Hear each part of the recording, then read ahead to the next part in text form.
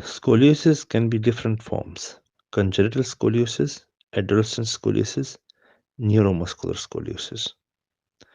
Regarding the congenital scoliosis, it is because of congenital deformity of the vertebrae. This can be either failure of formation, failure of segmentation, or both. Failure of formation means that the vertebral body has not developed. This means there can be wedge vertebra or hemivertebra.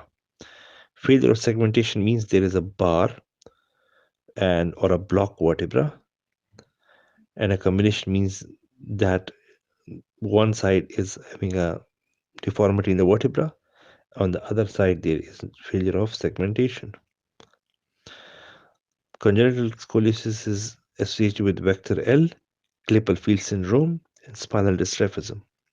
Most of these patients will need MRI to check neuroaxial abnormalities.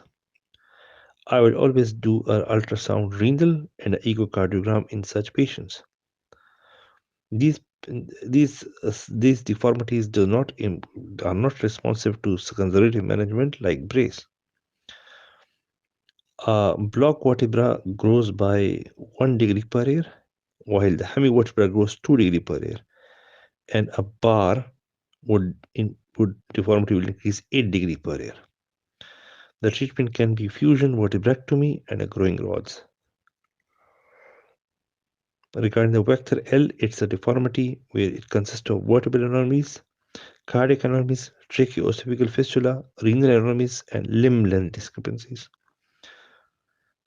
Klippel field syndrome is a congenital syndrome where there are multiple thoracic spine, cervical spine, or lumbar spine vertebrae fused together. Spinal dystrophism can be either syringomyelia,